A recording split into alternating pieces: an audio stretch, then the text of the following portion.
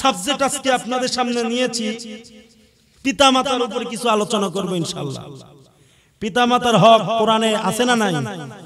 আমি আজকে যে আয়াতটা পড়েছি এই আয়াত নিয়ে আমি ইনশাআল্লাহ কিছু আলোচনা করব। নতুন একটা তথ্য পেয়েছি, আমি এটা কিতাবের মধ্যে পেয়েছি, ওই তথ্যের জন্যই বলেছি যে আজকে আমি কিছু ইনশাআল্লাহ এই বিষয়ে আলোচনা করব।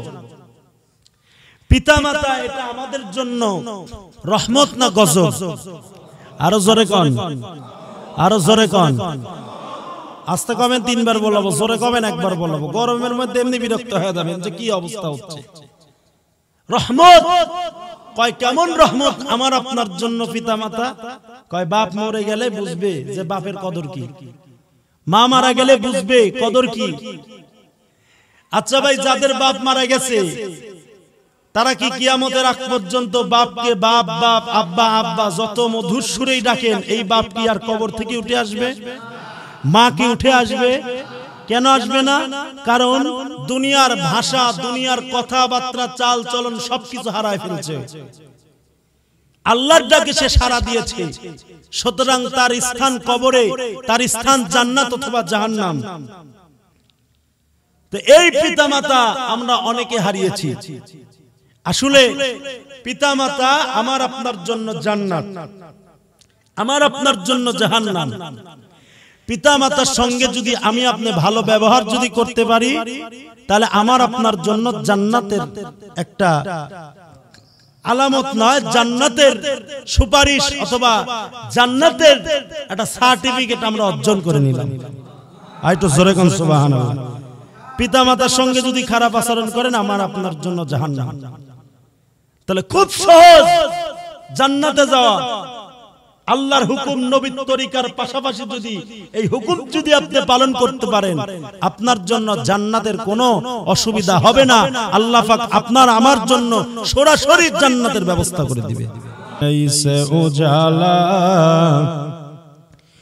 এই জুমলা জাহাদিস কি তাজাল্লি সে উজালা, লা ইলাহা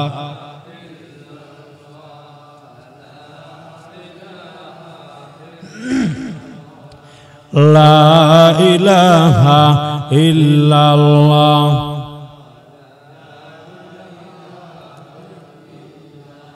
ইল্লাল্লাহু ইল্লাল্লাহু ইল্লাল্লাহ, লা ইলাহা লা ইলাহা ইল্লাল্লাহ।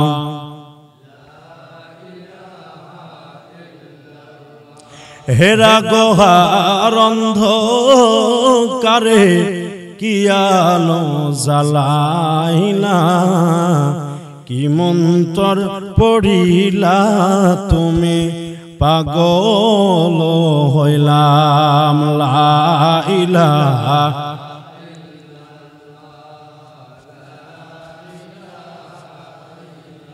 মোহাব্বত জোরে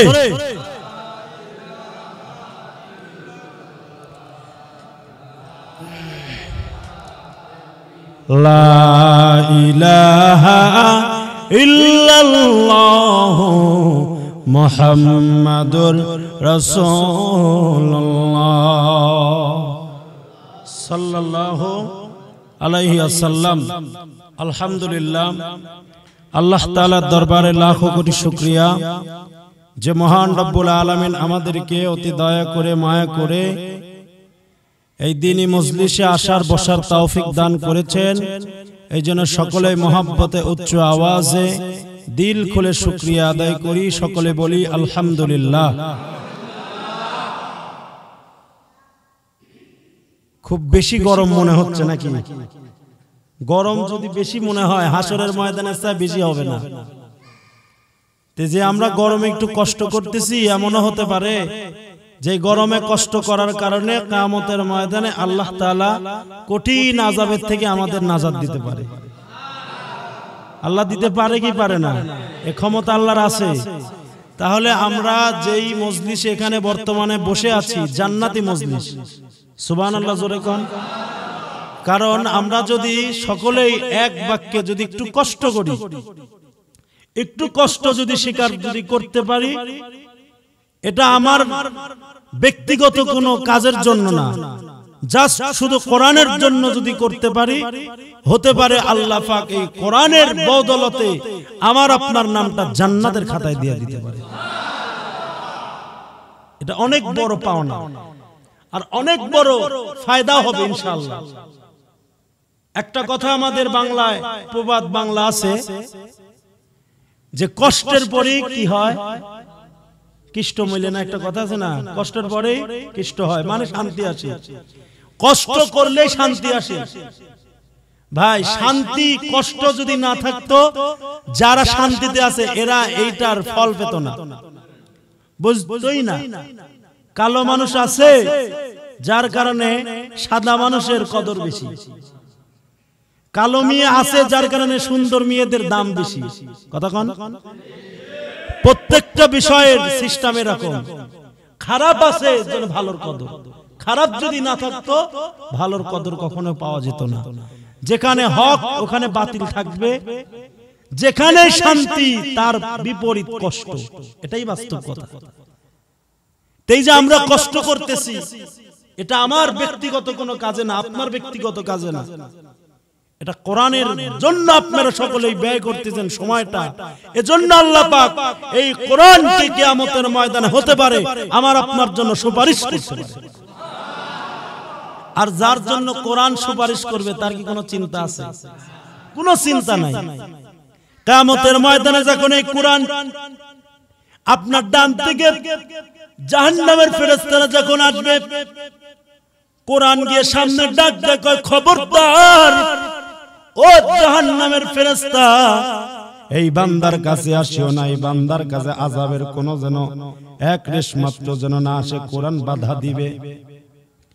আবার বাম দিক থেকে আসবে, বামে গিয়ে কোরআন বাধা দিবে। সামনের দিক থেকে আসবে, সামনের দিক থেকে কোরআন বাধা দিবে।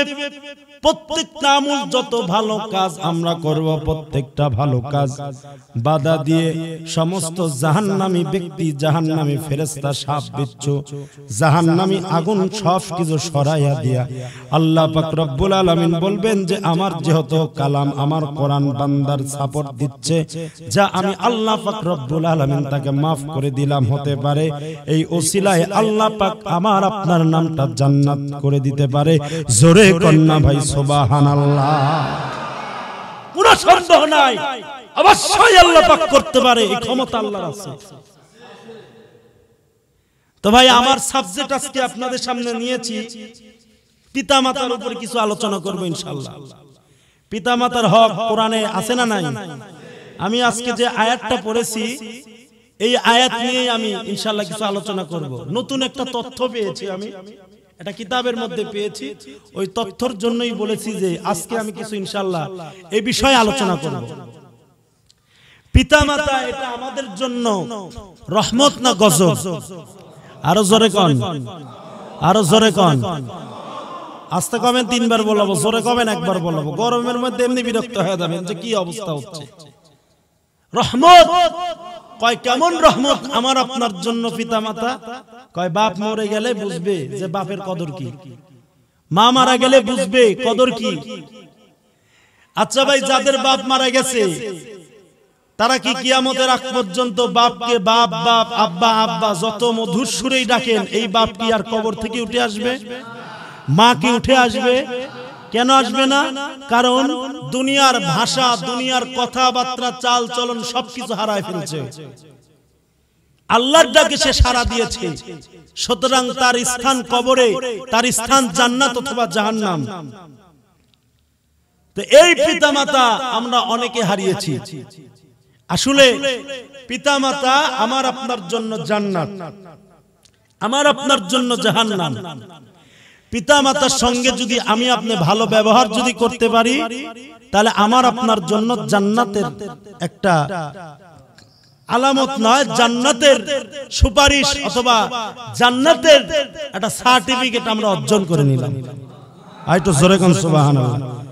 পিতামাতার সঙ্গে যদি খারাপ আচরণ করেন, আমার আপনার জন্য জাহান্নাম।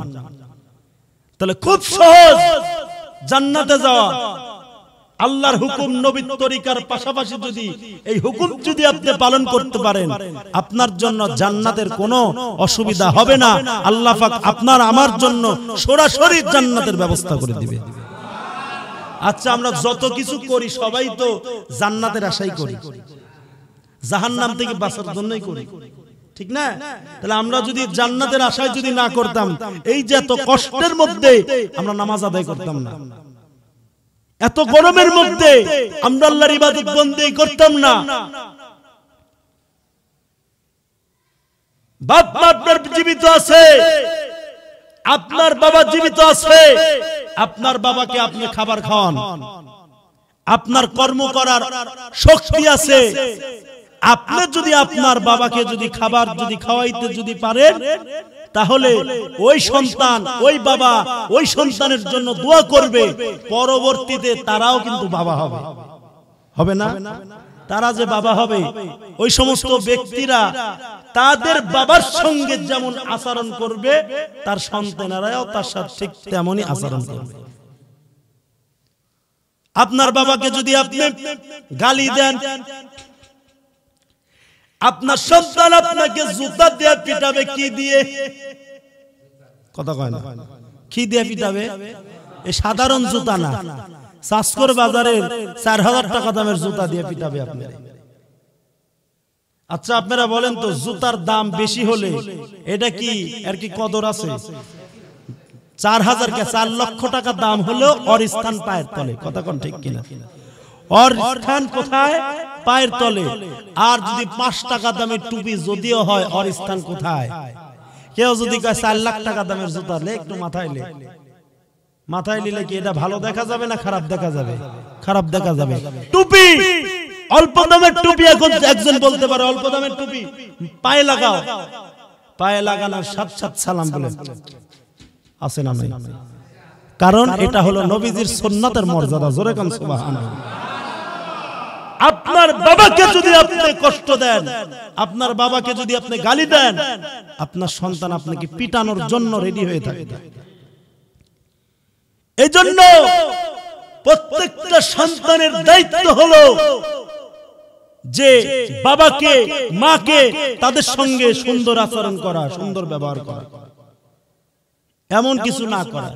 হ্যাঁ, আপনি বড় চাকরি করেন, বড় চাকরি পাইছেন, আপনি বড় কোম্পানি, এখন আপনার বাবা আপনার সঙ্গে দেখা করতে গেছে, আপনার প্র্যাকটিসে লাগতেছে, বাবা তুমি কেন আসছো? তুমি কি জানো তুমি এখানে আসছো, তোমার কারণে আমার মানের ক্ষতি হচ্ছে? জোরে কর নাউজুবিল্লাহ। এই যে সাহেব হয়ে ঘুরতেছে, যারা বড় বড় আলেম হয়ে ঘুরতেছে, বড় বড় চাকরিজীবী, বড় বড় মিল ফ্যাক্টরির মালিক, বড় বড় বিজনেসম্যান ব্যবসা করতেছে, এই সবকিছু পিতামাতার দোয়ার বদল। কথা কোন ঠিক কিনা? সবকিছু পিতামাতার দোয়ার বদল। আল্লাহ পাক রব্বুল আলামিনের জন্য পবিত্র কালামুল্লাহ শরীফের মধ্যে স্পষ্ট ভাষায় বললেন, ওয়াকাযা রাব্বুকা আল্লা তা'বুদু ইল্লা ইয়্যাহু ওয়া বিল ওয়ালিদাইনি ইহসানা। জোরে কোন না ভাই, আল্লাহু আকবার। সূরা বনী ইসরাইল আয়াত নাম্বার 23। আল্লাহ সুবহানাহু ওয়া তাআলা ডাক দিয়ে বললেন, ও দুনিয়ার সন্তানেরা, দুনিয়ার মানুষ, তোমরা ভালো করে শুনে নাও, তোমাদের সর্বপ্রথম যে দায়িত্ব, সর্বপ্রথম যে কাজ, সেই কাজের নামটাই হলো আল্লাহ তাআলার ইবাদত। কয় আল্লাহ তাআলার ইবাদত কি? রব্বুল আলামিন পবিত্র কালামুল্লাহ শরীফের মধ্যে বললেন, ওয়ামা খালাকতুল জিন্না ওয়াল ইনসা ইল্লা লিয়াবুদুন।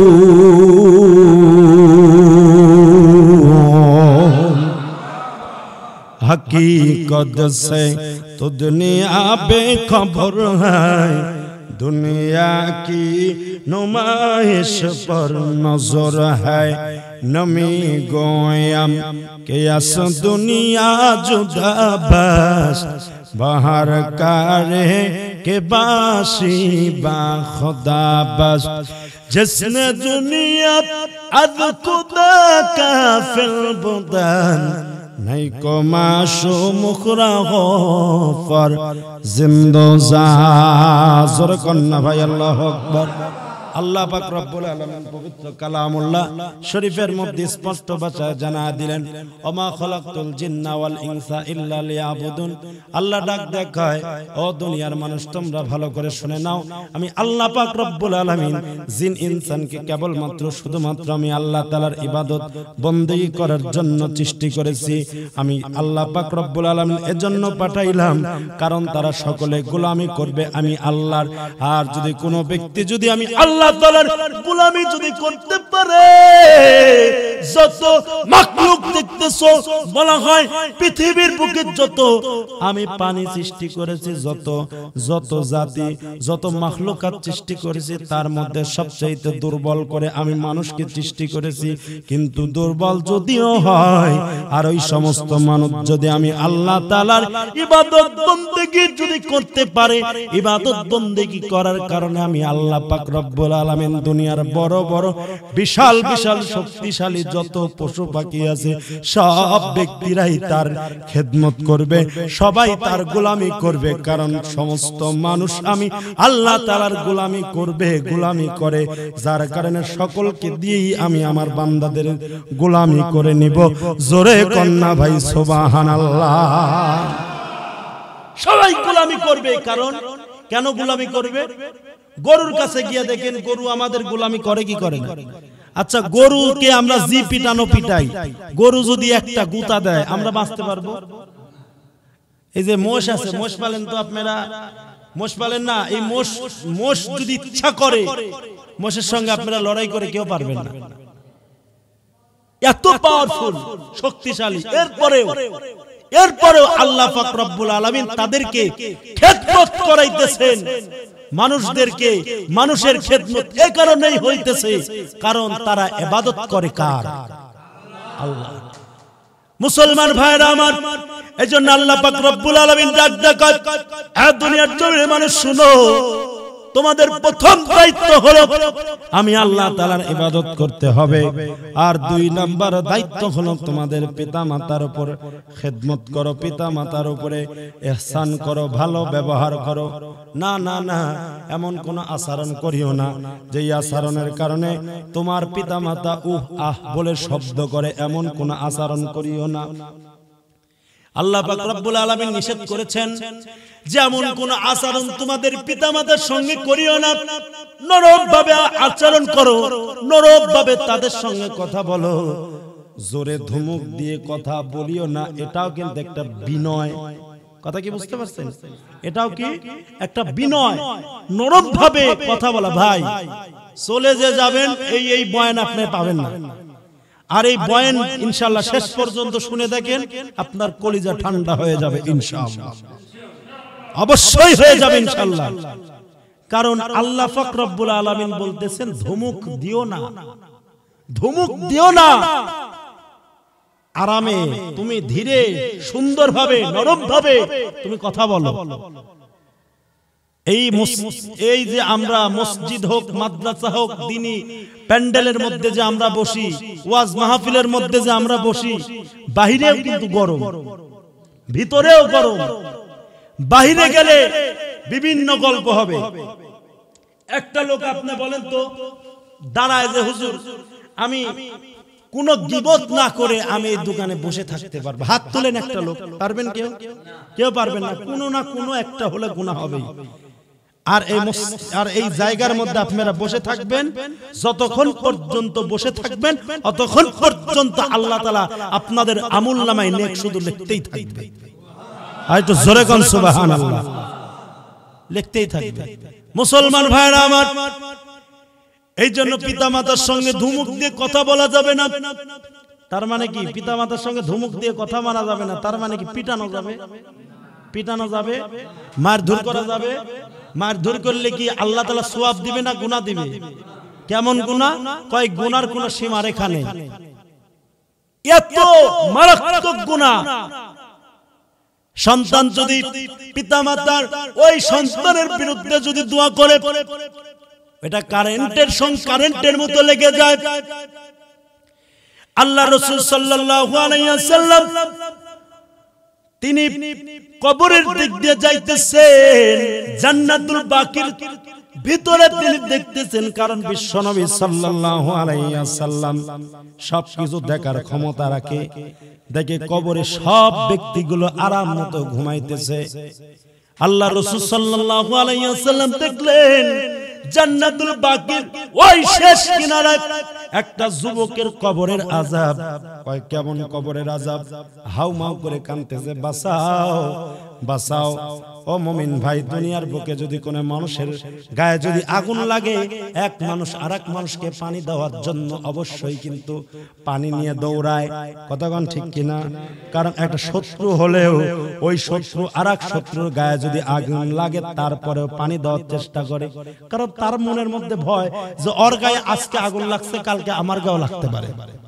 কতক্ষণ না?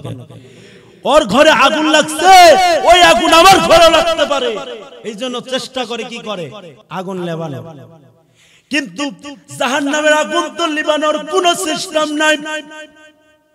চোখের পানি ছেলে আর ডাকতে কাঁদতেছে, আল্লাহ তুমি আমাকে মাফ করিয়ে দাও, কিন্তু তো মাফ হয় না।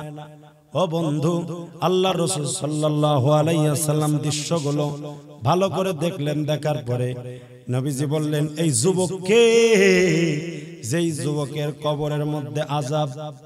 আল্লাহ রাসূল সাল্লাল্লাহু আলাইহি ওয়াসাল্লাম চিন্তা করলেন, হযরতে জিবরাইল আলাইহিস সালাম এসে ডাক দিয়ে বললেন, ইয়া রাসূলুল্লাহ, এই যুবক এমন একটা যুবক যে নাফরমান যুবক, মায়ের সঙ্গে বেয়াদবি করছে। কয় কেমন বেয়াদবি?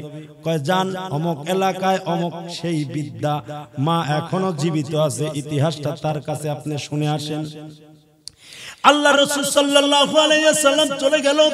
চলে যাওয়ার পরে এবার থেকে জিন্ন শিন্ন একটা ভাঙাচোরা ঘরের মধ্যে একটা বৃদ্ধা মহিলা থাকে। আল্লাহ রাসূল সাল্লাল্লাহু আলাইহি ওয়াসাল্লাম ভিতরে ঢুকলেন।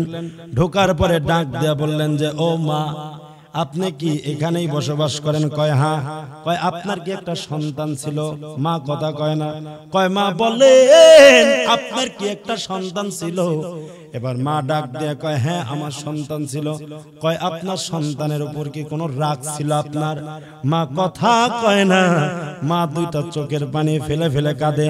আল্লাহ রাসূল সাল্লাল্লাহু আলাইহি ওয়াসাল্লাম এবার ডাক দেখায়, ও মা, তাহলে আপনি শুনে নেন, আপনার সন্তানকে আপনি দয়া করে মাফ করে দেন, কারণ আপনার সন্তান যে অবস্থায় আছে বড় কষ্টের মধ্যে আছে, জাহান্নামের আগুনের মধ্যে সে জ্বলতেছে। মা, আল্লাহর রাস্তায় আপনি মাফ করে দেন, কারণ আপনার মাফের ওসিলায় সে জান্নাতের মধ্যে চলে যাবে। কিন্তু মা ডাক দেয়, কয় বাবা আমি পারবো না, মাফ করা আমার পক্ষে সম্ভব না। আল্লাহ রাসূল ডাক দেয়, কয় কেন মাফ করা সম্ভব না? কি হয়েছে কারণটা বললেন। আল্লাহ রাসূল সাল্লাল্লাহু আলাইহি ওয়াসাল্লাম এমন কথা শোনার সঙ্গে সঙ্গে এবার ডাক দিয়ে বললেন যে, ও আল্লাহর রাসূল, ও নবী, আপনি যেহেতু আসছেন আব্দুল্লাহর বেটা মুহাম্মদ, তাহলে শুনে নেন, এই কারণে আমি মাফ করব না, কারণ আমার সন্তানের সঙ্গে একদিন একটা কথা নিয়ে তর্ক বিতর্ক শুরু হয়ে গেল। তর্ক বিতর্ক হয়ে যাওয়ার পর মা এবার এক পর্যায়ে সন্তানকে একটু জোরে কথা বলেছে, কারণ গায়ে হাত তোলার মতো শক্তি নেই, কিন্তু সন্তানের হাতে পায়ে খুব শক্তি, খুব সমর্থন। কারণ এই শক্তির বড়াই দেখিয়া মার মাথার উপর একটা বাড়ি মেরেছে। বাড়ি মারার সঙ্গে সঙ্গে মায়ের মাথাটা ফেটে গেল, রক্ত বের হয়ে গেছে। রক্ত বের হয়ে যাওয়ার পর এবার মা ওই রক্ত হাত দিয়ে আল্লাহ তাআলার কাছে দোয়া করলেন, আল্লাহ, দুনিয়াতে আমার বিচার করার মতো কেউ নাই, এমন কোন ব্যক্তি নাই যে যার কাছে আমি বিচার দেব, এমন কোন ব্যক্তি তো আমার নাই, কোন আত্মীয় স্বজন নাই। আল্লাহ, আমি তোমার কাছে বিচার দিয়ে দিলাম, আল্লাহ এই বিচারটা আল্লাহ তুমি করিও। এই রকম ভাবে আল্লাহ তাআলার কাছে বিচার দিয়ে দিল। আল্লাহ, আমার সন্তানকে তুমি মাফ করিও না, ওকে শাস্তি যা দিবা ওই কবরের মধ্যে মৃত্যুর পরেই দিও, দুনিয়ার বুকে তাকে শাস্তি দেওয়ার দরকার নাই। কারণ মার মনের মধ্যে বড় চিন্তা, বড় ভয়। এই জমিনের বুকে কোন মায়ের সামনে যদি কোন সন্তানকে যদি আঘাত যদি করে, ওই মা কখনো সহ্য করতে পারবে না। এই জন্য আল্লাহ তাআলার কাছে বিচার দিয়ে দিলেন, আল্লাহ কবরের মধ্যে শাস্তি দিও যাতে আমি দেখতে না পারি। ও মুমিন ভাই, আল্লাহ পাক দোয়া কবুল করে নিয়েছে। দোয়া কবুল করে নেওয়ার পরে মৃত্যুর পর তার শাস্তি শুরু হয়ে গেছে। কয় কেমন শাস্তি? কয় এমন শাস্তি শুরু হয়ে গেছে দুনিয়ার চাইতে হাজার হাজার গুণ বেশি শাস্তি সেই কবরের মধ্যে শুরু হয়ে গেছে। আল্লাহর রাসূল আবার ডাক দেয়, কয় মা আল্লাহর রাস্তে আপনি ছেড়ে দেন, কারণ আপনার সন্তান বড় কষ্টের মধ্যে আছে। এই রকম ভাবে বলার পরে বৃদ্ধা মহিলা ডাক দেয়, কয় যে না বাবা, আপনি যেটা বলতেছেন আমি কখনো মাফ করতে পারবো না। ওই জালিম সন্তানকে আমার মাফ করা সম্ভব না। আল্লাহ রাসূল আল্লাহ তাআলার কাছে দোয়া করলেন, ওগো মাবুদ আল্লাহ, ওই কবরের যে দৃশ্যটা হয় ওই দৃশ্যটা আল্লাহ তুমি ওই মায়ের সামনে, চোখের সামনে তুমি তুলে ধরো। এবার সঙ্গে সঙ্গে হাদিসের মধ্যে আসছে আল্লাহর রাসূল সাল্লাল্লাহু আলাইহি ওয়াসাল্লাম দোয়া করলেন। দোয়া করার সাথে সাথেই বিশ্বনবী মুহাম্মদুর রাসূলুল্লাহ সাল্লাল্লাহু আলাইহি ওয়াসাল্লামের দোয়া শেষ। ওই চিত্রটা, আগুনের চিত্রটা মায়ের সামনে যখন ধরা হলো, মা একটা চিৎকার মারলেন। চিৎকার মারার সঙ্গে সঙ্গে ডাক দেয়, বললেন, ইয়া রাসূলুল্লাহ, আমি বড় ভুল করেছি, আল্লাহর রাস্তে আপনি একটু দোয়া করেন আল্লাহ তাআলা যেন আমার সন্তানকে যেন মাফ করে দেয়। আমি আমার সন্তানকে মাফ করে দিলাম। এই কথা বলার সঙ্গে সঙ্গে বান্দার কবরের আযাব মাফ হয়ে বান্দা সরাসরি জান্নাতের মধ্যে চলে যায়। তাহলে দোয়া করছে, দোয়া করার কারণে সে জাহান্নামী। আবার দোয়া করলো, দোয়া করার কারণে তার জাহান্নামের আগুন মাকুফ। সুবহানাল্লাহ। ও মুমিন ভাই, এই রকম কিন্তু দোয়া লাগে, আবার দোয়া না করলেও কিন্তু অনেক সময় কাজ হয়। দোয়া করা লাগে না, দোয়া না করার পরে আল্লাহ পাক রব্বুল আলামিন অবশ্যই কিন্তু কিছু পাওয়ার, কিছু শাস্তি অবশ্যই কিন্তু দেয়। একটা কিতাবের মধ্যে একটা ঘটনা পড়লাম, খুব নতুন একটা কিতাব। কিতাবের নাম হলো চোখে দেখা কবরের আযাব। লেখক লিখছেন আল্লামা তারেক জামিল সাহেব। এই লেখাটা লিখছেন পাকিস্তানের একটা ঘটনা। দেখেন কি ঘটনা ঘটছে। একটা নারী, সেই নারীর বয়সটা খুব অল্প, অল্প বয়সে বিবাহ হয়েছে। অল্প বয়সে বিবাহ হওয়ার পর ওই নারী একটা সন্তান জন্মগ্রহণ করলো। জন্মগ্রহণ করার পর তার স্বামীটা দুনিয়ার বুক থেকে চলে যায়। এবার চিন্তা ভাবনা করলো কি করা যায়। স্বামীর বেদনায় তো মেয়েটা অস্থির হয়ে পড়লো। মেয়েটার চেহারার হালতের সৌন্দর্য এখনো ভাঙে নাই, কারণ মেয়েটার চেহারার হালত এখনো অনেক সুন্দর। মহিলা চিন্তা ভাবনা করলো, যদি আমি এখন যদি আরেকটা যদি বিয়ে করি, আমি আরেকটা বিয়ে করে সুখের ঘর করতে পারবো? পারবে না? এক সন্তানের মা করতে পারবে না ভাই? এটা নিয়ম আছে। অনেকেই বলে যে বিয়ে জীবনে একবারই হয়, এটা ভুল কথা। বিয়ে জীবনে একবারই হয়, এটা সম্পূর্ণ ভুল কথা। না, যদি কোনো সন্তান যদি থেকে থাকে, ওই সন্তানকে লালন পালন করার দায়িত্বই মায়ের। কথা কন নাকি? ওই সন্তানের লালন পালন করার দায়িত্ব ওই মায়ের, এটা মাসালা। এখন যদি ওই সন্তানকে রেখে যদি আরেকটা যদি বিয়ে করে, এটা জুলুম করা হবে। একটা সিস্টেম আছে আমাদের সমাজের মধ্যে, তো বহু লোক আছে, ধনী লোক আছে না, যে সমস্ত ধনী লোকগুলা দেখা যায় একটা ভালো মেয়ের আশায় যে একটা সন্তান আছে, সমস্যা নাই, ওই সন্তানকে আমি পালতে পারবো, শর্ত দিয়ে হলো বিয়ে করা। যে আমার একটা সন্তান আছে, এই সন্তানকে যদি আপনি দেখতে পারেন তাহলে আমি আপনাকে বিয়ে করতে পারি। যদি এই রকম প্রস্তাব যদি দেয়, আপনার রাজি হওয়া দরকার। কেন? যদি আল্লাহ পাক রব্বুল আলামিন আপনার ঘরে দুইটা সন্তান, আরেকটা যদি সন্তান দিত, তাহলে কি মানুষ করা লাগতো না? তাহলে একটা এতিম বাচ্চাকে আপনি লালন পালন করার কারণে, বাপ হারা একটা সন্তানকে লালন পালন করার কারণে কিয়ামতের ময়দানে আল্লাহ পাক রব্বুল আলামিন ওই বান্দার ওসিলায় আপনার জীবনে সব গুনাহ মাফ করে দিতে পারে। রিজিকের মালিক কে? আপনি মনে করবেন যে আমার তো পশি অনেক বেশি হয়ে গেছে, এই খাওয়াবে কে? ভাই, খাওয়ানোর মালিক কে? এক যুগে তো এক লোকের তো 10টা 15টা করে বাচ্চা হয়েছে। তাদের তো কামায়ের হালত তো খুব লো ছিল, শর্ট ছিল। এরপরে অভাব হয় নাই। আর আমাদের সমাজের মধ্যে 50,000, 60,000, 80,000, 90,000 টাকা মাসিক ইনকাম করার পরেও দুইটা সন্তান নিয়ে অভাব যায় না। কথা কোন ঠিক কিনা? কেন? কারণ আর বইয়ের কসমেটিক কিনতেই যে 50,000 খরচ হয়। জোরে গান সুবহানাল্লাহ, সুবহানাল্লাহ। কসমেটিক কিনতে কিনতেই ফকির। তে ভাই, প্রত্যেকটা বিষয়ের ধারা আছে, মাসালা আছে। যে সন্তান বড় হওয়া পর্যন্ত তাকে লালন পালন করতে হবে। এরপরে যদি বিয়ে করার যদি ক্ষমতা থাকে আপনি বিয়ে করবেন। ভাইরা আমার, বন্ধুরা আমার, এইরকম ভাবে চিন্তা করলো তাহলে কি করা যায়? না না না, আমি বিয়ে করব না, যেহেতু বিয়ে একবারই হয়েছে, এইটা শর্ত নয়। আমার একটা সন্তান যেহেতু এখনো জীবিত, যে সন্তানের মুখের দিকে তাকায়া আমি আর বিয়ে করব না। মহিলাটা কষ্ট করে মুজাহাদা করে আর বিয়ে শাদী কোনো কিছুই করলেন না। যৌবনটা সম্পূর্ণ কুরবানি করে দিলেন সন্তানের জন্য। সন্তানটা ধীরে ধীরে ধীরে ধীরে বড় হইতেছে, বালক হয়ে গেল। বালক হয়ে যাওয়ার পরে বালক থেকে পার হয়ে যুবক হয়ে গেল। এক পর্যায়ে সন্তানের বিয়ে শাদীর ব্যবস্থা করে দিল। মা নিজে পছন্দ করে একটা মেয়ের সঙ্গে বিবাহ দিয়েছে। ছেলেটাকে তেমন পড়াশোনা করাইতে পারে নাই, লেখাপড়া করতে পারে নাই, দিন মজুরের কাজ করে। কিতাব বলে লেখে যে ওই ছেলেটা মানুষের একটা আখের জমি, আমাদের এলাকায় কুশাল বলে, কুশাল, ওই কুশালের জমিতে আখের জমিতে কাজকর্ম করত। কাজকর্ম করার পরে ওই কুশালগুলো কেটে কেটে পিস পিস করে বাজারে নিয়ে গিয়ে বিক্রি করত। বিক্রি করার পর মালিককে টাকা পয়সা বোঝায় দেওয়ার পরে তার যেই টাকা সারাদিন কাজকর্ম করার পর যেটা থাকতো ওইটা নিয়ে চাউল ডাউল যা যা কেনার দরকার সব কিছু কিনে বাড়িতে নিয়ে যাইতেন। কিন্তু 1-2 দিনের ভাবে লক্ষ্য করে দেখে যে আমার মা আর আমার বউয়ের সঙ্গে কথায় তো মিল পড়ে না। তাদের সঙ্গে কথার সঙ্গে কথা বাড়ি খায়। কারণ ছেলের বউ আর হলো শাশুড়ি মা, এই দুইজনের সঙ্গে ঝগড়া প্রতিদিন। এইরকম অবস্থা দেখে হঠাৎ করে একদিন এইরকম ঝগড়া ঝাঁটি দেখে, কারণ একটা কথা মনে রাখবেন, ছেলেরা যখন কাজকর্ম করে বাড়িতে এসে যদি ঝগড়া দেখে মেজাজ কিরম হয়? খারাপ হয় না?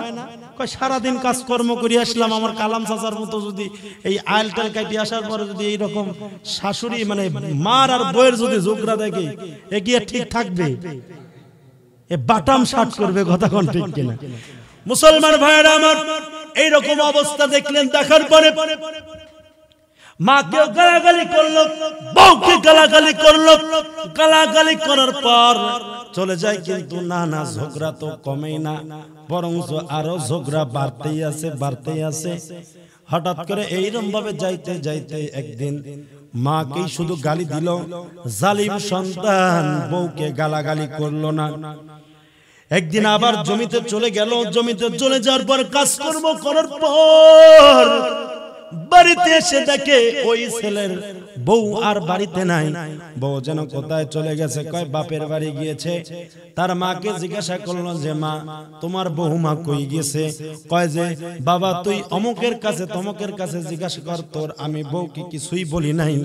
কারণ তোর বউ অযথা আমার সঙ্গে টানা ঝগড়া করে গালাগালি মুখামুখি করে আমার বাড়ি থেকে চলে গেল। আর বলছে তোমার সন্তানের ভাত আমি খাবো না, এটা বলে সে চলে গেছে। মাকে গালাগালি পারলো, মার কোনো কথাই শুনলো না। না শুনে বউকে গিয়ে বললো, ওগো বিবি চলো বাড়িতে চলো। কয় না না না, আমি বাড়িতে যেতে পারবো না। কয় কেন বাড়িতে যাবা না? কয় হয় ওই বাড়িতে তোমার মা থাকবে, না হয় আমি থাকবো। জোরে কোন নাউজুবিল্লাহ। এরকম সন্তান আছে? আরো জোরে কোন। আমার এক বড় আব্বা, বুঝছেন, ওর 2টা সন্তান আছে। দুইটা সন্তানের বউদেরকে খুব টাইটে রাখে। তা আমি একদিন বললাম যে যেটা তাহলে ছেলেদের নামে কিছু জমি জমা দেন। হো ভা, ওই পীড়িত করবো না। আজকে আমি কিছু জমি দেবো, লাত্তি দিয়ে আমাকে পাকারে নামাবি। কথা কোন ঠিক কিনা? আমি পরে বুঝে দেখলাম কথা সত্যই। যে হালত আর যে অবস্থা, আজকে লিখে দেবে, কালকেই আমার পাকারে নামাবে। তে দরকার নাই, আমার যতটুকু আছে থাক, ওরা আমার সংসারে আছে খাটাখাটনি করুক, এক পর্যায়ে যখন অচল হয়ে যাব তারপরে যতটুকু পারি আমি দিয়ে দিব। মুসলমান ভাইরা আমার, এইবার ওই বউ ডাক দিয়ে কয় যে হয় তোমার মা থাকবে বাড়িতে, না হয় আমি থাকবো, যে কোনো একটা। যদি তোমার মা থাকে তাহলে আমি ওই বাড়িতে থাকবো না, আর যদি আমাকে যদি বাড়িতে যদি রাখতে চাও তাহলে তোমার মাকে বাড়ির থেকে বের করে দিতে হবে। কয় কি করে বের করে দেব মাকে, আমি কেমন করে বের করে দিই, কারণ সব জায়গা জমি তো মায়ের নামে লেখা আছে, আমার জন্য তো কিছুই দেয় নাই। কয় তাহলে মায়ের উপর অত্যাচার করো। নাউজুবিল্লাহ জোরে কোন। কয় কেমন করে অত্যাচার করব? কয় মারে পিটন দাও, মারধর করো। জালিম সন্তান বইয়ের কথা শোনার সঙ্গে সঙ্গে কিতাবওয়ালা আল্লামা তারেক জামিল সাহেব উনি বললেন, আমি দাওয়াতের তাবলিগে গিয়েছিলাম, সেইখানে যাওয়ার পরে আমি ইতিহাসটা শুনলাম। শোনার পরে চোখে দেখা কবরের আযাবে কিতাবটা আপনারা পড়ে দেখবেন, এই কিতাবের মধ্যে ঘটনাটা লেখা আছে। ভাই, জালিম সন্তানের বিষয় কি আচরণ হয়, আল্লাহ পাক কি ফয়সালা করে বোঝানোর জন্য আমি ঘটনাটা বলতেছি। এবার সঙ্গে সঙ্গে সন্তান একটা লাঠি নিলেন, শক্ত একটা লাঠি নিলেন, নেওয়ার পরে মাকে সমান তালে মারধর করে। কয় এমন মারধর করে, মারধর করতে করতে সেই বিদ্যাহারের উপর বাড়ি দেয়। বাড়ি দেওয়ার পরে মা আর সহ্য করতে পারে না, ডাক দেয়, রে বাবা তুই আমার কেন মারিস? আমার যৌবন, আমার জীবন সব কিছু ক্ষয় করলাম তোর জন্য, তোর ভালোবাসার জন্য, তোর ভালো থাকার জন্য। আজকে আমার যৌবনের প্রতিদান কি বাবা তুই আমারে এইভাবে দিয়া দিলি রে বাবা, এই মারটা আমারে কেন দিলি? অনেক অনুরোধ করার পরে সন্তান আর মারলো না। সন্তানের একটু দয়া হলো, সন্তানের দয়া হওয়ার পরে মাকে ছেড়ে দেয়। মাকে ছেড়ে দেওয়ার পরে, কারণ ছেলের তো মেজাজ গরম, কারণ কখন কি করবে তাই তো ঠিক পায় না। এবার সঙ্গে সঙ্গে চিন্তা ভাবনা করলো তাহলে কি করা যায়। আবার জমিতে চলে গেল। জমিতে চলে যাওয়ার পর জমিতে কাজকর্ম করার পরে বাড়ি এসে দেখে বাড়িতে বউ নাই। মাকে ডাক দেয়, মা তোমার বৌমা কই গেছে? কয় বাবা বিশ্বাস কর তোর বউকে আমি মারধর করি নাই বাবা। তারপরে সন্তান এটা মানতে পারলো না, মায়ের সঙ্গে আবার খারাপ আচরণ, মাকে অকথ্য ভাষায় গালাগালি করে আবার চলে গেল বউয়ের কাছে। শ্বশুর বাড়িতে যাওয়ার পরে শ্বশুর বাড়িতে বউকে আনতে যায়। বউকে আনতে যাওয়ার পর স্ত্রীকে ডাকতে কয় বিবি চলো বাড়িতে যেতে হবে। কয় না না না, বাড়িতে গেলে আর হবে না, আমি আর বাড়িতে যাব না, কারণ তোমার মা যতদিন পর্যন্ত দুনিয়ার বুকে জীবিত আছে আমি আর ওই বাড়িতে যাব না। কয় তাহলে কি করতে চাও? কয় তোমার মাকে বাড়ি থেকে বের করে দিলেই হবে না, তোমার মাকে আজীবনের জন্য শেষ করে দিতে হবে, মানে মার্ডার করতে হবে। জোরে কন্যা ভাই নাউজুবিল্লাহ। ডাক দিয়ে বললেন যে কি করে আমি মাকে মারব, কেমন করে আমি মাকে হত্যা করব? আরে স্ত্রী তুমি বলো। কয় তাহলে শুনুন ওগো স্বামী, তাহলে আমি আপনাকে বলি, আপনার মাকে যদি আপনি কষ্ট দিয়েছেন, গালাগালি পেরেছেন, এটা আপনার মা আপনার পরে একটু রাগ একটু ক্ষোভ হয়ে আছে। আজকে আমি একটা বুদ্ধি দিই। কয় বুদ্ধি কি?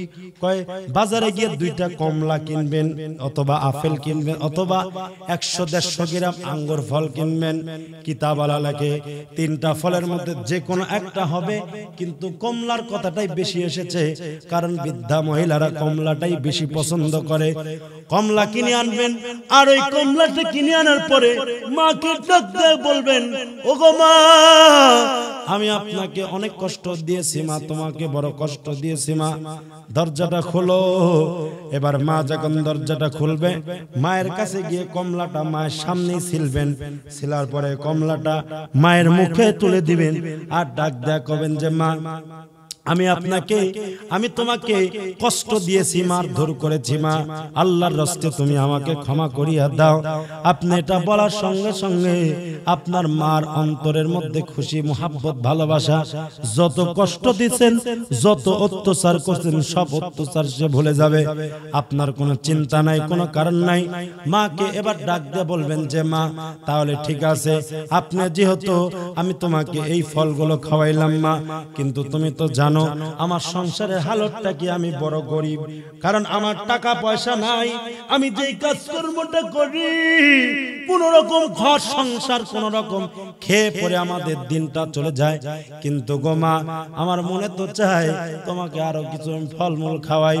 কিন্তু মা, এবার আপনার সঙ্গে সঙ্গে বলবেন যে আগামীকালকে তুমি যদি একটু আমার সঙ্গে আখের খেতে গিয়ে যদি একটু সাহায্য সহযোগিতা করতা, একা একা তো বড় বোঝা তোলা যায় না, একটু মাথার উপর যদি একটু বোঝা যদি উঠায় দিতা, আর আমি বাজারে গিয়ে বিক্রি করে যেই টাকাগুলো পাইতাম ওই টাকার থেকে তোমাকে আরো কিছু বেশি ফলমূল কিনে দেওয়া হয়তো, তোমাকে খাওয়াইতে পারতাম। তাহলে দেখবেন মা আপনার কথায় রাজি হয়ে যাবে। জালেম সন্তান রেডি হয়ে গেল, বাজারে চলে গেল। বাজারে চলে যাওয়ার পর দুইটা কমলা কিনলেন। দুইটা কমলা কেনার পর মায়ের দরজার সামনে এসে মাকে ডাক দেখা, ও মা দরজাটা খোলো দয়া করে। এবার মা তো ভয় পেয়ে গেল, বউকে সাথে নিয়েছে এসেছে, এর আগে তো আমাকে যেই মারটা দিয়েছে আজকে তো মার দিবে। ডাক দেখা, না বাবা, আল্লাহর রাস্তায় তোকে আমি অনুরোধ করি তুই আমাকে মারধর করিস না গো বাবা। ও গো বাবা, তোমার কথা আমি বলি, কারণ আগামী কালকে আমি বাড়ি থেকে চিরজীবনের জন্য চলে যাব। কোথায় যাব? আমি কখনো মায়ের পরিচয় নিয়ে তোমার কাছে আসবো না, কোনো দায় দাবি নাই। আল্লাহর রাস্তায় তুমি আমাকে মারিও না বাবা, কারণ তুমি যেই মারটা দাও এই মারটা বিদ্যাহারের পরে আমি আর সহ্য করতে পারি না। আল্লাহর রাস্তায় তুমি আমাকে ক্ষমা করিয়া দাও। এইরকম ভাবে অনুরোধ করতেছেন। সন্তান ডাক দেখায়, গো না মা, দরজা খোলো, কোনো মারধর হবে না, কোনো কিছু করব না মা। এবার তারপরেও মা ভয়ে ভয়ে দরজাটা খুলে দিল। দরজাটা খুলে দেওয়ার পর তারপরে মায়ের ভয়, মায়ের টেনশন, মায়ের চিন্তা কোনো কিছুই যায় না। তারপরে মনে হয় মা আমাকে অবশ্যই মারতে, সন্তান আমাকে মারতে পারে। মায়ের কাছে গিয়ে সন্তান বসলো। বসার পরে থলির মধ্যে থেকে দুইটা কমলা বের করলো। কমলা বের করার পরে নিজেই ছিললেন। ছিলার পরে টুকরা টুকরা করে মায়ের মুখে তুলে দিল। আর ডাক দেখায়, মা, ও গো মা, আমি তোমার সঙ্গে বড় বেয়াদবি করে ফেলেছি, তোমাকে অনেক কষ্ট দিয়েছি মা, আল্লাহর রাস্তায় তুমি আমাকে ক্ষমা করিয়া দাও। এবার সঙ্গে সঙ্গে মা ডাক দেখায়, বাবা যা করছিস যা, আমি আল্লাহর রাস্তায় তোকে আমি ক্ষমা করিয়া দিলাম। জোরে কন্যা ভাই সুবহানাল্লাহ। আমি তোকে ক্ষমা করে দিলাম বাবা, তোর কোনো চিন্তা নাই, যা, তোকে আমি মাফ করে দিলাম। সুবহানাল্লাহ, জোরে কর। সন্তান ডাক দেখায়, মা তাহলে শোনো, আমার তো মনের ইচ্ছা তোমাকে আরো বেশি ফল খাওয়াই, আরো বাজারে নিয়ে গিয়ে তোমারে আরো মন ভরে কিছু ফল টল কিনে দিই। কিন্তু মা, তুমি তো সংসারের হালত জানো, কারণ সংসারের যে অবস্থা, কোন রকম দিন মজুরি কাজকর্ম করে যেই টাকাগুলো পাই ওই টাকাগুলো দিয়ে সংসার চালানো হয়। ও মা, আগামী কালকে যদি সকালবেলা আমার সঙ্গে যদি একটু আখের খেতে যদি যাইতে পারতে, তাহলে অবশ্যই একটু উপকার হতো। বড় একটা বোঝা একটু উঠাই দিতে, তুমি একটু আখগুলো ছড়াই দিতা, ওই বোঝাটা নিয়ে বাজারে গিয়ে বিক্রি করলে একটু বেশি টাকা হইতো, তাহলে অবশ্যই তোমাকে আরো কিছু বেশি ফল খাওয়াইতাম। মা ডাক দেখা যে, বাবা কোনো দরকার নাই, কোনো কারণ নাই, কারণ আমার কোনো ফল খাওয়ার কোনো প্রয়োজন নাই, তুমি আমাকে বলছো, এটাতে আমি খুশি হয়ে গেছি। মুসলমান ভাইয়েরা আমার, সঙ্গে সঙ্গে ডাক দেখা, বাবা যেহেতু তোমার কষ্ট হয়, কষ্টর কারণে আমি তোমাকে গিয়ে অবশ্যই সাহায্য করব। বাবা যাও, এখন তুমি রেস্ট নাও, রাত্রিবেলা তুমি ঘুমাও, ফজরের নামাজের আগে তোমাকে আমি ডাক দিয়ে তুলবো।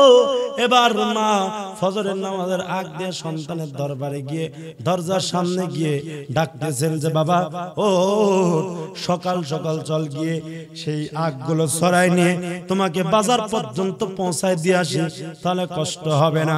সন্তানের ঘুমটা ভেঙে গেল। ঘুমটা ভেঙে যাওয়ার পর সন্তান উঠে পড়ল। সন্তান উঠে পড়ার পর এবার সন্তান এবার কোদাল হাতে নিলেন, একটা দাও হাতে নিলেন। দাও হাতে নেওয়ার পর মা সামনে সামনে যাওয়া বাদ দিয়ে মা একটু পিছে পিছে যায়, সন্তান আগে আগে চলে যায়। আগে আগে চলে যাওয়ার পরে জমিনটা দেখায় দেয়।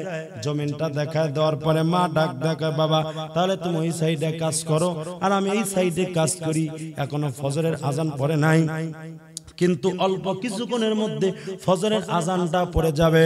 এবার মাও সেই কুশাল অর্থ অথবা আখগুলো ছড়াইতেছে, ছড়ায়া পরিষ্কার করে এক জায়গায় জড়ো করতেছে। সন্তান একদিকে কাজ করতেছে, কাজ করতে করতে এদিকে ফজরের আজান প্রায় হয়ে গেল। আজান হয়ে যাওয়ার পর সন্তান এবার ওই দিক থেকে স্ত্রী বলছে, তোমার মা যখন উপর হয়ে যখন কাজ করবে, কোদালটা দিয়ে তোমার মারে দুই খণ্ড করে সেই আখের জমিনের মধ্যে তোমার মাকে কবর দিয়ে চলে আসবে, কেউ তো দেখতে পাবে না, রাতারাতি কাজ হয়ে যাবে। মা এবার কাজ করতেছেন, সন্তান এবার রেডি হয়ে গেল, কোদালটা হাতে নিয়ে মায়ের গায়ের উপরে অর্থাৎ মাজা বরাবর যখন মারতে লাগবে, এমন তো অবস্থায় মা একটু টের পাইল যে সন্তান মনে হয় পিছন দিকে। সন্তান পিছন দিকে যখন দেখে যে সন্তান এভাবে কোদাল নিয়ে দাঁড়ায় আছে, মা আর কোনো দিকে খেয়াল না করে মা সরাসরি সামনের দিকে দৌড় দিলেন আর ডাক দেখায়, বাঁচাও বাঁচাও, আমার সন্তান আমাকে কতল করার জন্য, খুন করার জন্য আমার পিছু লেগেছে, কি আছো তোমরা, আমাকে বাঁচাও। এইরকম তো অবস্থায় মা সামনের দিকে দৌড় দেয়, কিন্তু দেখে না পিছন দিকে ধাওয়ানোর কোনো শব্দ, কোনো আওয়াজ তার কর্ণ কহরে কখনো আসলো না। মা এবার দাঁড়ায় গেল, দাঁড়ায় যাওয়ার পর দেখে যে সন্তান কোদাল নিয়ে এভাবে দাঁড়ায় আছে। এবার সন্তানকে বারবার মা ডাক দিয়ে কই, বাবা কি হয়েছে, তুমি দাঁড়ায় আছো কেন, তোমার কি হয়েছে? সন্তান কোনো কথা কয় না। এবার মা সামনের দিকে আগায় গিয়ে দেখে সন্তান আর সন্তান নাই, সন্তানের গোটা শরীর যেন পাথর হয়ে গেছে। বানাইছে কি? আরো জোরে কোন। সন্তানের গোটা শরীরটা পাথর হয়ে গেছে। আশ্চর্য একটা ঘটনা হলো, সন্তানের হাঁটু পর্যন্ত মাটির মধ্যে গেড়ে গেছে। আল্লামা তারেক জামিল সাহেব লিখলেন, উনি এবার বললেন যে হাঁটু পর্যন্ত সন্তান যখন মাটির মধ্যে চলে গেল, মাটির মধ্যে চলে যাওয়ার পরে মা বারবার টানাটানি শুরু করে, কিন্তু একটু পর্যন্ত লড়াইতে পারে না। ফজরের সময় মানুষ তো নামাজের জন্য আসবে, ওই সময় মা চিৎকার মারতেছে, কে আছো, আমার সন্তানকে বাঁচাও, আমার সন্তান তো মারা যাচ্ছে, কে আছো, এরকম ভাবে চিল্লা চাল্লা করতেছে। চিৎকার দেওয়ার পরে সমস্ত লোক জড়ো হয়ে গেল। কিতাবওয়ালা লিখলেন, যে ব্যক্তি সমস্ত মানুষ এসে তাকে টানার চেষ্টা করতেছে, পর্যন্ত মাটি পর্যন্ত মাটির মধ্যে গেড়ে গেছে, না কোনো কমে কাজ হয় না। মুসলমান ভাইয়েরা আমার টানতেছে, কিন্তু উপর দিকে উঠবে তো দূরের কথা, আরো নিচের দিকে চলে যায়, যাইতে যাইতে গলা পর্যন্ত চলে যায়। গলা পর্যন্ত যাওয়ার পরে মাথা পর্যন্ত চলে যায়, মাথাটা ডুবে গেল, হাতটা এরকম ছিল, হাতটা ডুবে গেল। এবার সমস্ত লোক ডাক দেখায়, তাড়াতাড়ি কোদাল নিয়ে আসো, কোদাল নিয়ে খোঁড়া শুরু করো। আল্লামা তারেক জামিল সাহেব বললেন, আমি ওই জায়গায় গিয়ে নিজের চোখে দেখে এসেছি। ওই জায়গায় প্রায় 1 ফুট নয় 2 ফুট নয়, প্রায় 15 থেকে 20, 25, 30 ফুট পর্যন্ত মানুষ গর্ত করেছে। গর্ত করার পরে না গর্ত করে কোনো কাজ নাই, সেই ব্যক্তির লাশটাও দেখা যায় না, তার দেহটা কোথায় চলে গেছে কেউ জানে না। এবার আল্লামা তারেক জামিল ডাক দেখায়, ও দুনিয়ার সন্তান, মার সঙ্গে যদি খারাপ আচরণ যদি করো, আল্লাহ পাক কিন্তু ঠিক এই রকম নজির দুনিয়ার বুকে দেখায় দেয়। সুতরাং তোমরা সকলেই সাবধান হয়ে যায়। ও আল্লাহ পাক পারে কি পারে না? আরো জোরে কোন। এই ক্ষমতা আল্লাহর আছে না নাই? এই জন্য আল্লাহ রাসূল সাল্লাল্লাহু আলাইহি ওয়াসাল্লাম বললেন যে মার সঙ্গে ভালো ব্যবহার করো, মায়ের সঙ্গে খারাপ আচরণ করিও না। কে বলছে? আল্লাহর রাসূল বলছে মায়ের সঙ্গে খারাপ আচরণ করা যাবে না, বাবার সঙ্গে খারাপ আচরণ করা যাবে না। কারণ বাবা মা আমাদের কারোর খারাপ চায় না, সবাই আমাদের ভালো চায়। কারণ দেখা যায় সময়কালে অনেক সময় আমাদের সঙ্গে খারাপ আচরণ, জোরে কথা কয়, এটার উপরে রাগ করা যাবে না, বেজার হওয়া যাবে না। বেজার যদি হও, বাবার কোনো লস নাই, লস কিন্তু হবে সব তোমার আর আমার। কারণ বাবা সব সময় সন্তানের এজন্যই ভালো চায়, কারণ সন্তান যখন উল্টা পাল্টা যখন চলে বাবার দায়িত্ব হলো ওই সন্তানকে সোজা লাইনে আনা। এখন এর কারণে যদি কোনো সন্তান যদি বাবার সঙ্গে যদি খারাপ আচরণ করে ওই সন্তান বড় বিপদের মধ্যে পড়বে। কয় বিপদ কেমন? দুনিয়ার বুকে বিপদ আসবে আর আখিরাতের বুকে অবশ্যই বিপদ আসবে। এজন্য প্রত্যেকটা বাবার দায়িত্ব কিন্তু আছে যে সন্তানকে সময় থাকতে ভালো লাইনে নিয়ে আসা। কথা কোন ঠিক কিনা? কারণ আপনার সন্তান ভালো লাইনে নিয়ে আসবেন কখন? বড় হওয়ার পরে, যখন সন্তানের বয়স হয় না। ভাই আপনার সন্তানের যখন বয়স হবে, সন্তানের বয়স যখন 20-22 হবে, আপনার মতো উঁচা লম্বা হাট্টা কাট্টা যখন হয়ে যাবে, আপনার সন্তানকে আপনি নামাজের কথা বলবেন, আপনার সন্তানকে আপনি ভালো কথা বলবেন, ওই সন্তান আপনার কথা শুনবে না, ওই সন্তান আপনার কথা মানবে না। সন্তানকে আপনি শাসন করতে যাবেন, আপনি একটা চর দিলে আপনি ডবল চর খাবেন। এটাই কিন্তু বাস্তব। সন্তানের দায়িত্ব বললাম, বাবার কি দায়িত্ব নাই? কথা কন না কে? সন্তানের প্রতি বাবার দায়িত্ব আছে। ওই দায়িত্ব অনুযায়ী সন্তানকে মানুষ করতে হবে। আপনার তো নিয়ত আমার ছেলেকে ডাক্তার বানাবো, আমার ছেলেকে ইঞ্জিনিয়ার বানাবো, আমার ছেলেকে জজ বানাবো, আমার ছেলেকে অমুক চাকরিজীবী বানাবো, সরকারি চাকরিজীবী বানাবো। ভাই আমাদের মনের মধ্যে এই খেয়াল, এই নিয়ত নাই যে আমার সন্তান একজন আলেম হবে, আমার সন্তান একজন দিনদার হবে, আমার সন্তান যে সন্তান আমাকে জানাজা করাইতে পারে, এই রকম শিক্ষা আমরা কেউ দিতে পারি না। নিয়ত খারাপ।